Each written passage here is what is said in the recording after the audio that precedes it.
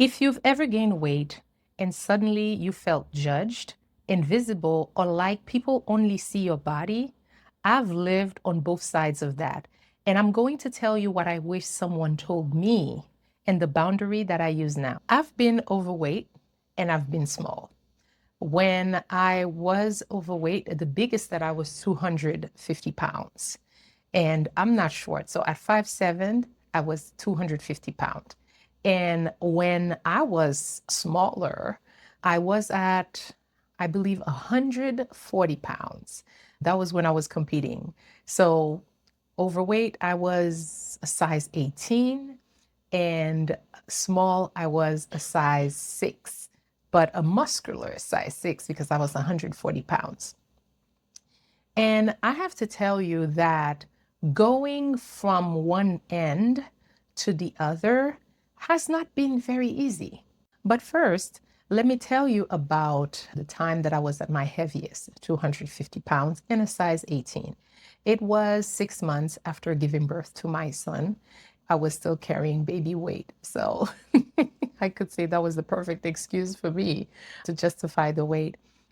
That's how I felt at the time. And I remember I just needed something to do to start losing the weight, and I joined Weight Watchers. So that was the time when Weight Watchers was like the very old Weight Watchers where you were counting the points for everything and you were buying those ice cream sandwiches and they were only like, what, 3 points? Oh, I remember those days. So I joined Weight Watchers and it worked pretty well for me because within a year, I lost 60 pounds. And it was an incredible journey. And I'm very grateful to Weight Watchers because it made me become very aware of what I was eating and the little things that we keep adding, the over snacking and all of that. And those meetings were very helpful because during the week, I would work out, prepare my meals, and that was around the same time I discovered Taibo. So I was doing Taibo like there was no tomorrow. And so if I wasn't preparing meals or spending time with my brand new family, I was doing Taibo. And where I lived at the time too, the apartment had a gym right in the building. So that made it very convenient for me to just go in the gym, have my son sleeping in his stroller and get my workout done. And it was the same thing going to the Weight Watchers meeting. Every Saturday morning, I would just put him in his stroller. He was a good baby. He was singing a lot. My son started singing, I think around 2 years old. Yeah, love singing. So that whole journey led to me losing 60 pounds after a year. Later, I wanted to take on a new challenge. And I remember I was scrolling the internet and I was watching Miss Olympia, Mr. Olympia, all those bodybuilding things. And I was like, wow, I'm really fascinated by this fitness competition thing. Why not do it? Because I have the time, because I was a stay-at-home mom at the time. And it was around 2009, I think. So right after 2008, we had the big economic collapse. And I think at where I was working at the time, I had opted because I had my son, he was 6 months old, and I had opted to take my severance package because I had a really good severance package. So I said, you know what, I'm going to be a stay-at-home mom and then just take my severance package. So that's what I did, exploring the new things to do, the new fitness challenge to take. I decided that I wanted to get into fitness competition. I knew nothing about it.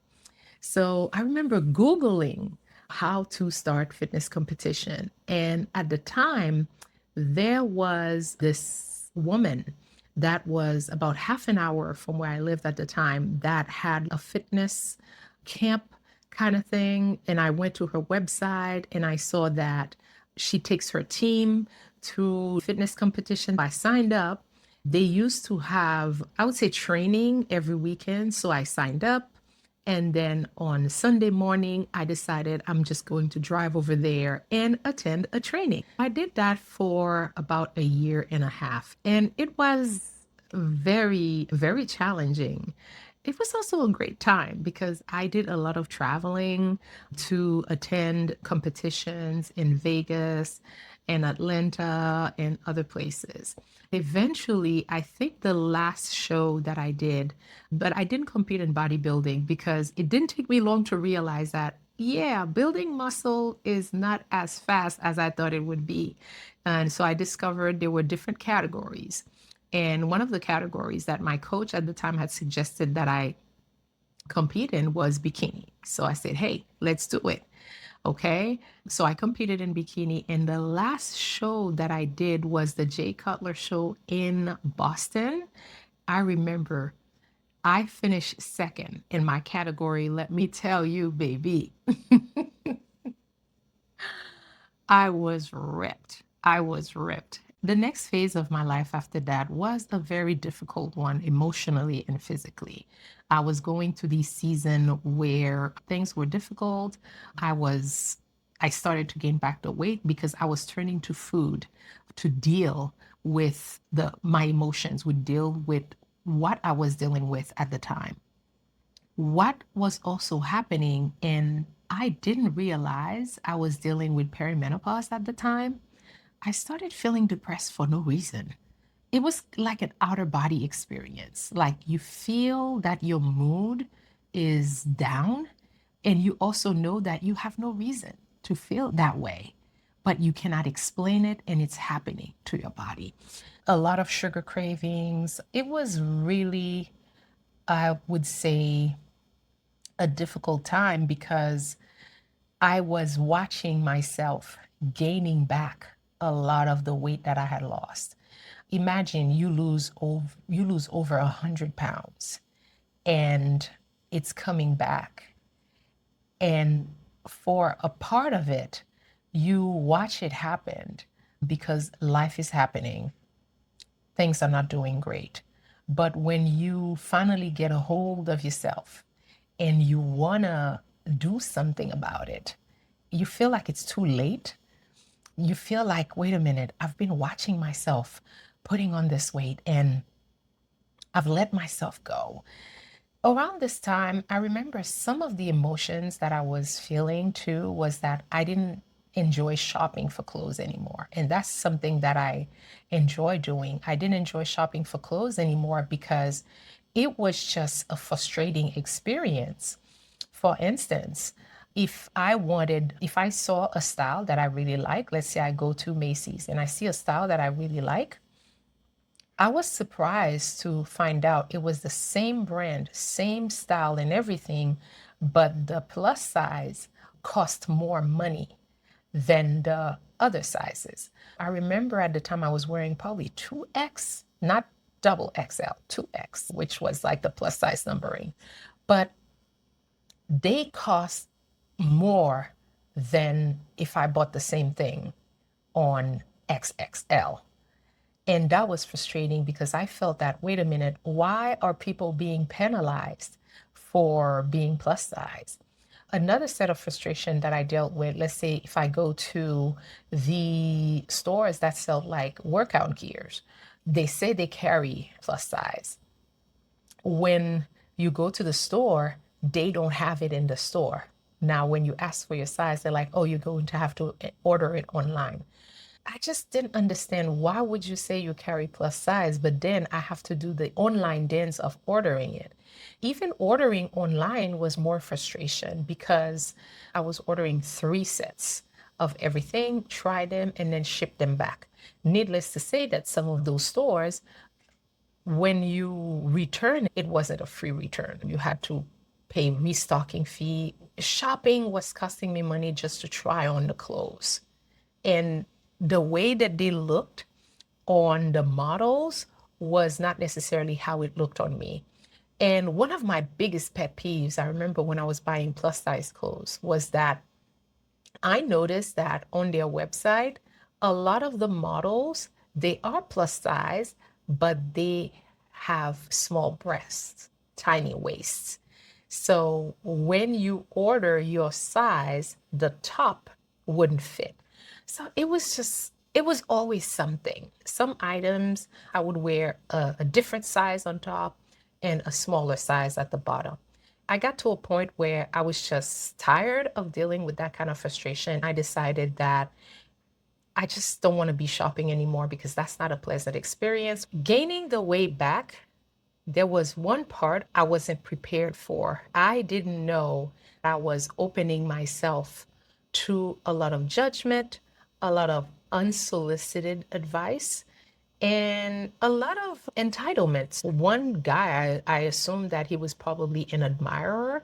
He messaged me and said, "Would you be mad if I tell you that I was attracted to you when you were small and I'm not attracted to you now?"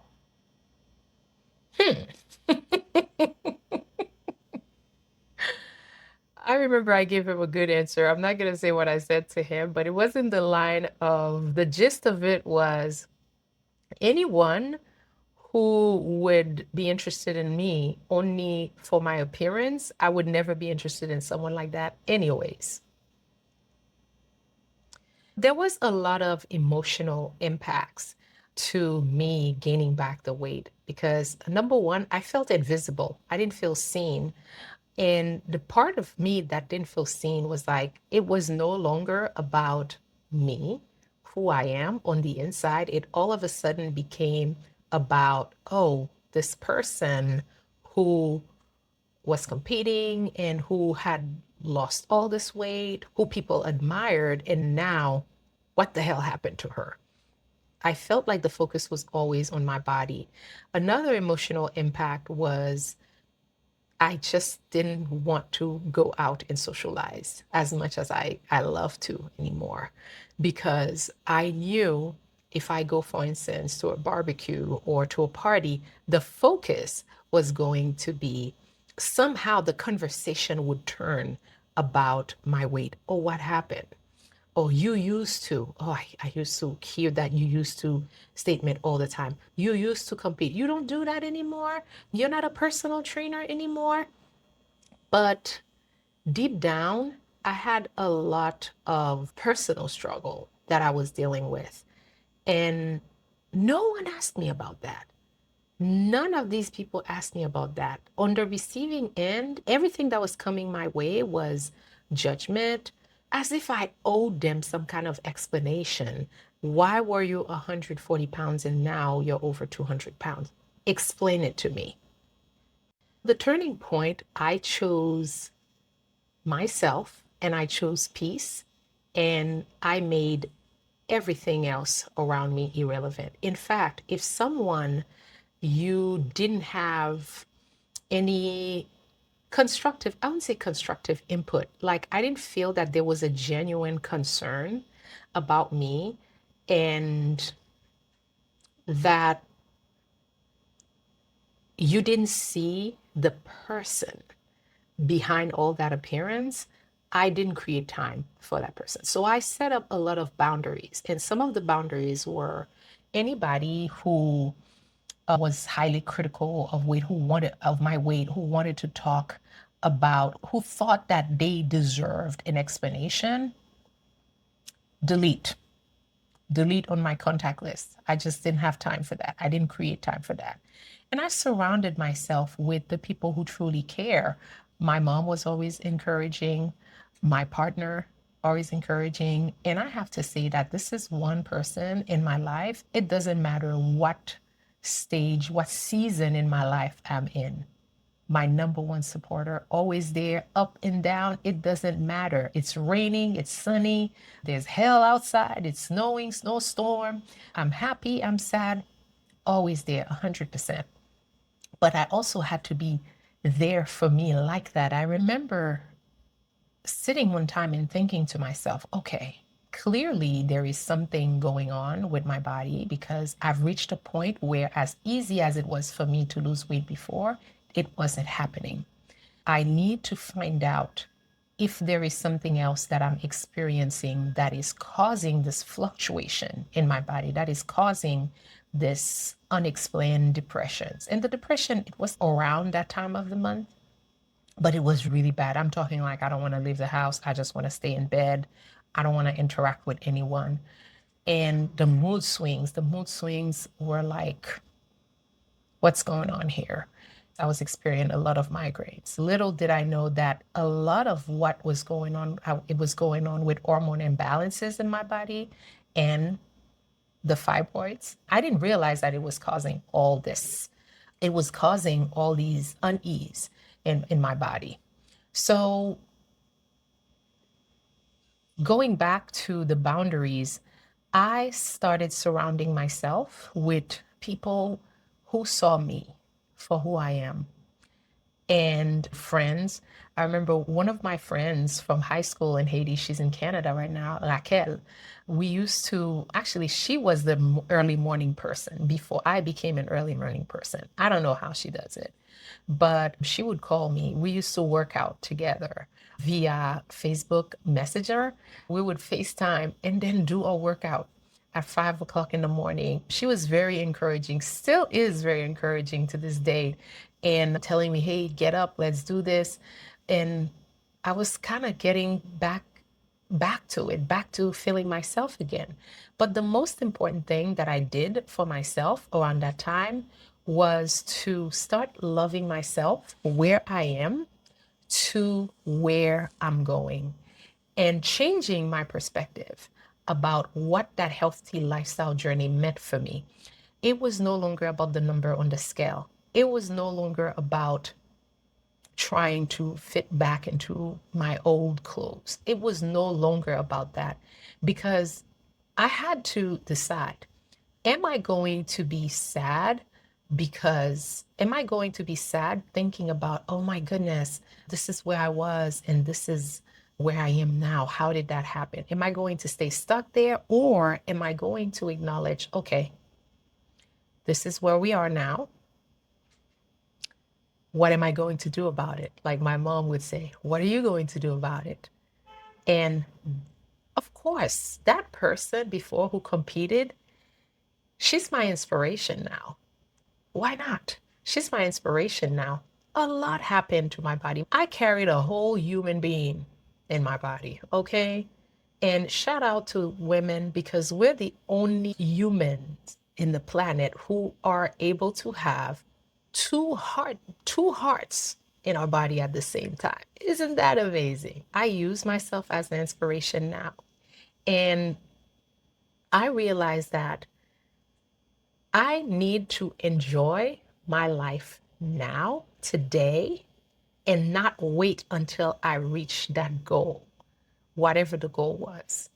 And I changed what those goals were, because before the goal was, hey, I have to be a certain body weight, I have this certain amount of fat percentage. No, now I looked at what is it that I wanted to change. For instance, I remember going up 3 flights of stairs was excruciating. I would be out of breath. I had to stop and breathe. My joints were hurting me. I put that on the list. I don't want my joints to hurt anymore. I want to be able to go those flights of stairs and not struggle.